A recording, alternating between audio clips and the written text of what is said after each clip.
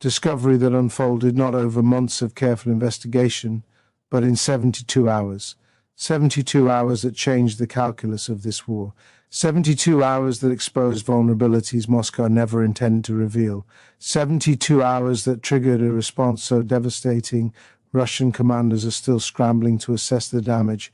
What the Kremlin did this week crossed a line that Washington had hoped would hold, and when that line broke, Ukraine did not hesitate. They responded with precision, with fury, and with a level of coordination that caught even their Western backers off guard. This is not just another chapter in the ongoing conflict. This is a turning point.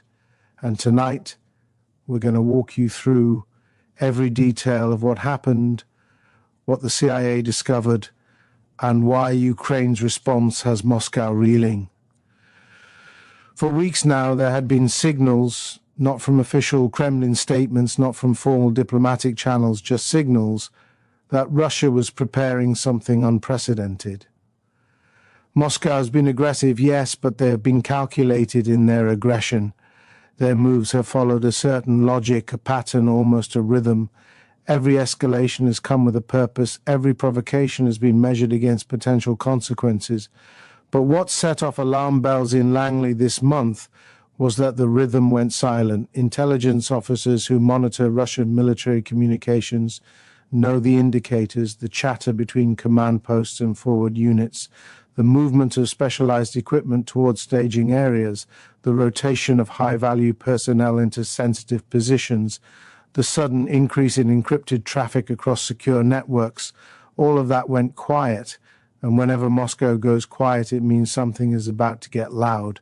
For days, CIA analysts pored over satellite imagery, intercepted communications, and human intelligence reports trying to piece together what was happening behind the curtain of silence. What they found would send shockwaves through the intelligence community. Early Tuesday morning, Central Intelligence Agency sources detected what they described as anomalous activity at multiple Russian military installations, including the movement of assets that had not been repositioned in over 18 months. These are the kinds of strategic deployments that Russia only undertakes when they are signaling something very specific: preparation for a major offensive, testing of Western resolve, or positioning for a dramatic escalation.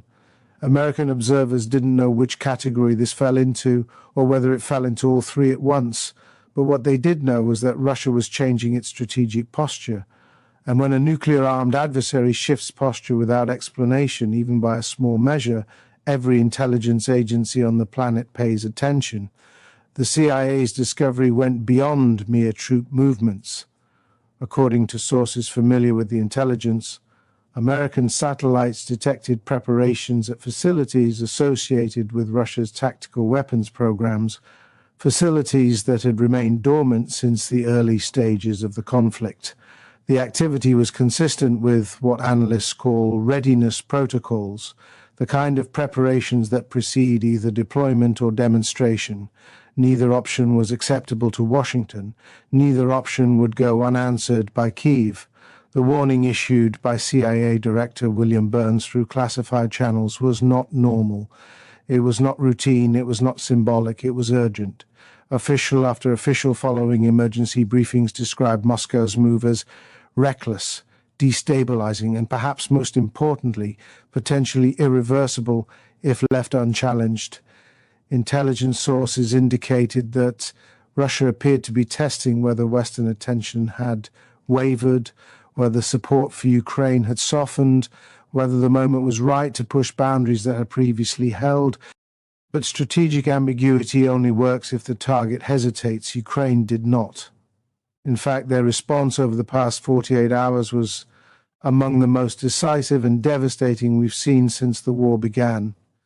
Here's what we know. Within hours of receiving intelligence shared by American partners, Ukrainian forces launched a coordinated strike campaign targeting Russian military infrastructure across multiple oblasts. These weren't the standard drone attacks we've grown accustomed to seeing in nightly news reports. These were precision strikes using advanced systems, weapons that Ukraine only deploys when they are preparing to fundamentally alter the battlefield equation.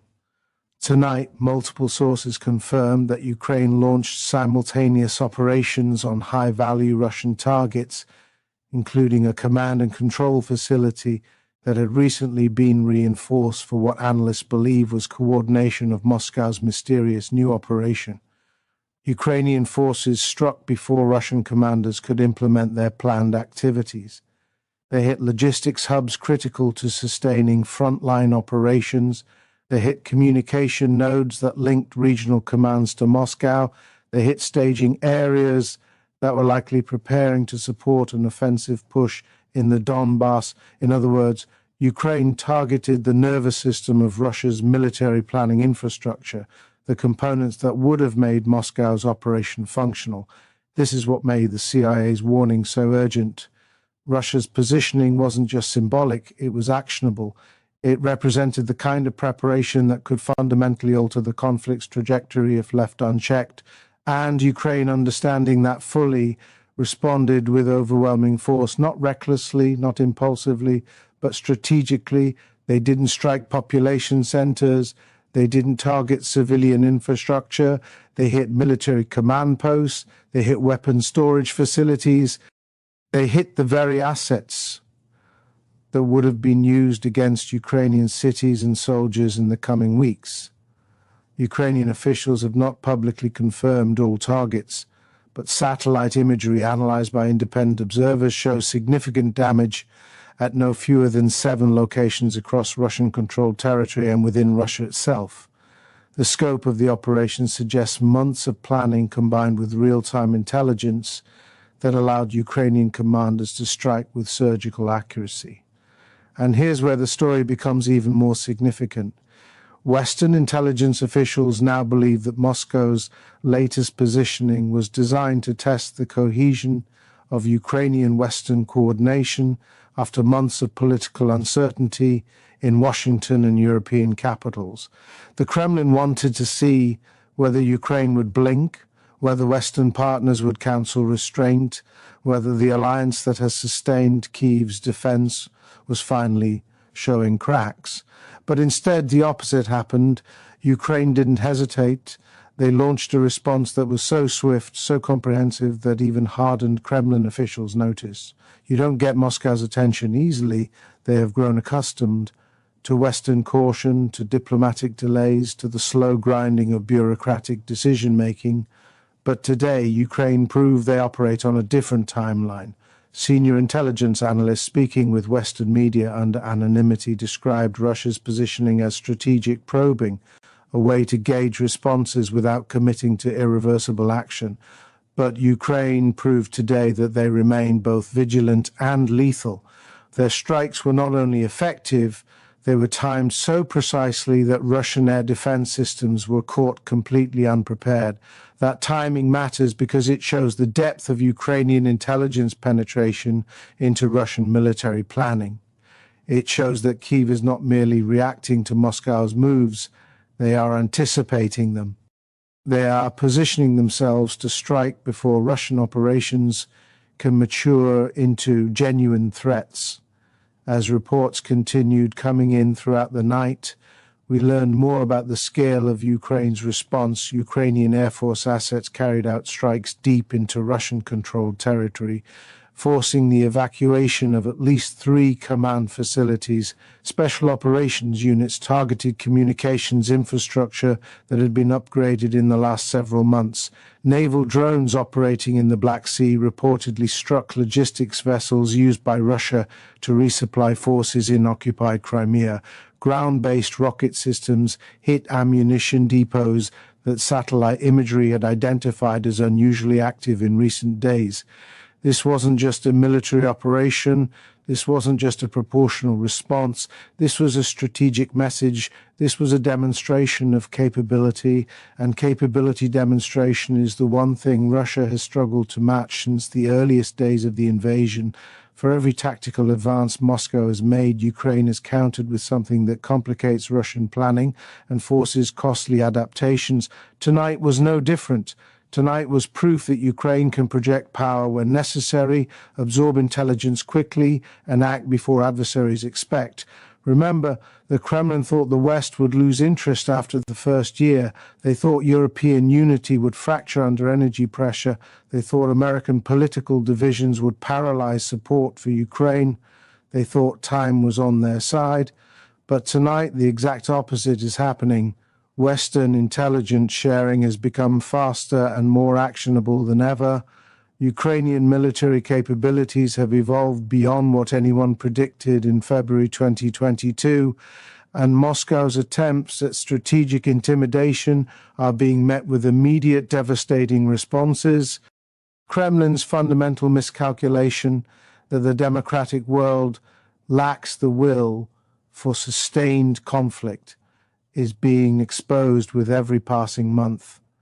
And tonight's events represent perhaps the clearest evidence yet that Russia's assumptions were catastrophically wrong. What makes this moment so dangerous and so consequential is that Moscow's latest positioning happened at a time when Vladimir Putin is under extraordinary internal pressure. Military hardliners want more aggressive action against Ukrainian cities. Economic advisors want resources redirected towards stabilizing a struggling domestic economy.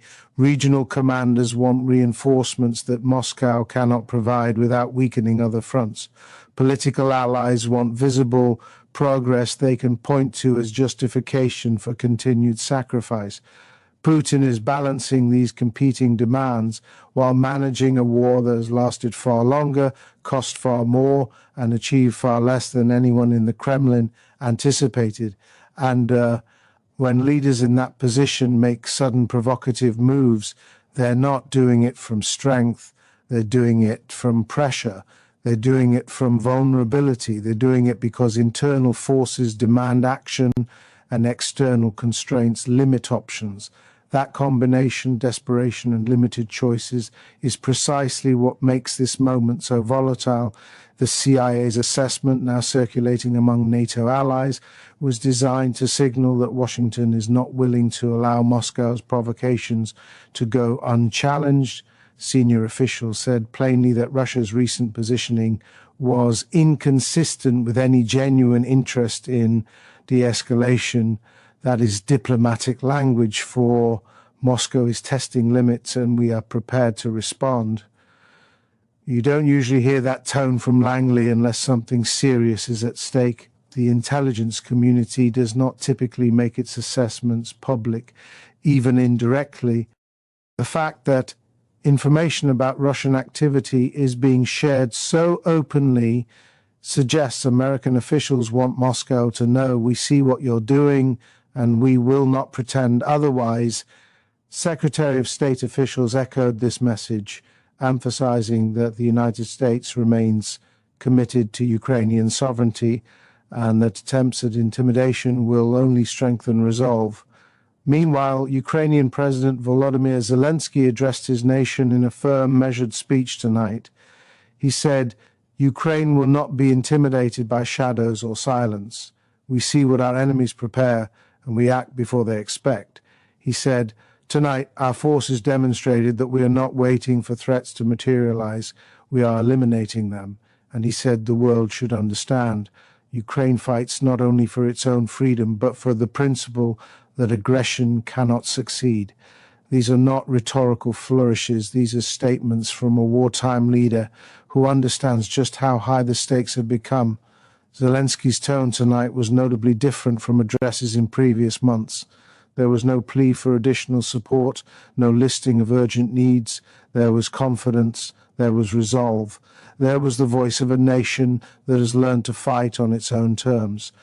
Here's what makes the situation even more concerning. Moscow's latest positioning wasn't isolated. Along with the detected military preparations, Belarusian forces also conducted unusual exercises near the Ukrainian border. Russian naval assets increased patrols in the Black Sea to levels not seen since last summer. Cyber operations targeting Ukrainian infrastructure increased threefold over the past 2 weeks. All of this happened within the same narrow window. When Russia moves multiple pieces simultaneously, it means something larger is underway. It means coordination at the highest levels. It means strategic intent, not mere tactical adjustment. Western analysts are working around the clock to determine whether these parallel activities were intended to support a specific operation or simply to create confusion about Moscow's true objectives. Either way, the message is clear. Russia is not backing down, and neither is Ukraine. Intelligence analysts are now considering several possibilities. One is that Russia is preparing for a renewed offensive, possibly targeting Ukrainian infrastructure ahead of winter. Another is that Moscow is attempting to provoke a response that could be used to justify escalation and rally domestic support. A third possibility, the one worrying officials the most, is that Putin is attempting to create conditions for nuclear signaling that would force Western powers to pressure Ukraine toward negotiations on Russian terms. But today, Ukraine took that card off the table. They didn't wait to see what Moscow intended. They didn't defer to Western concerns about escalation. They didn't allow Russian preparations to mature into operational threats.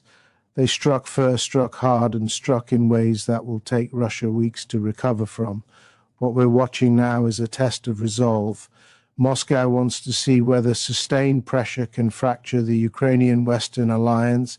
Kyiv wants to show that every Russian provocation will be met with disproportionate response. Washington wants to prevent any action that could spiral toward broader conflict, and European capitals want to prevent both escalation and the precedent of successful aggression. Each actor is operating from different constraints, different pressures, different timelines, but all of them understand that the next several weeks will shape the trajectory of this conflict for months to come. Tonight, we've heard from Pentagon officials who are now closely monitoring Russian responses to Ukraine strikes.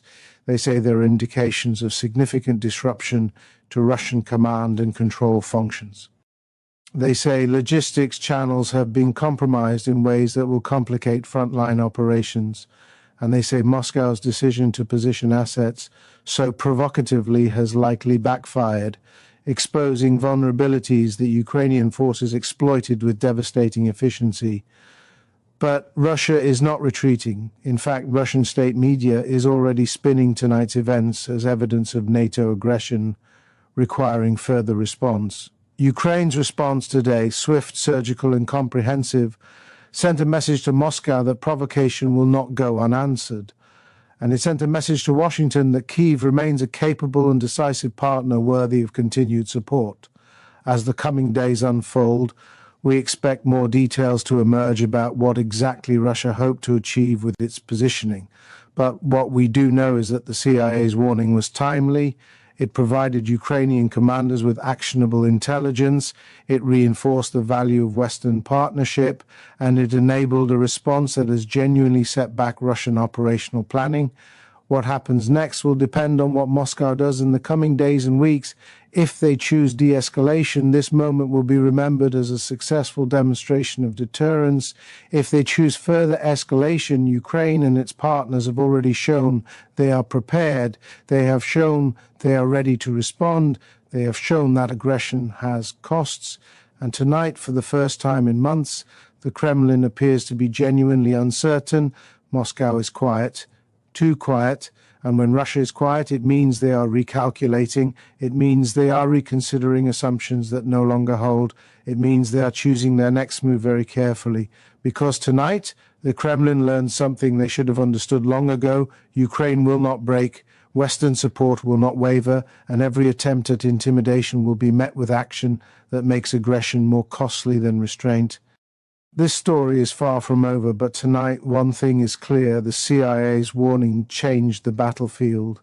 Ukraine's response demonstrated extraordinary capability, and Moscow's gamble has for now failed spectacularly, and we will be here watching every detail as the next phase of this conflict unfolds.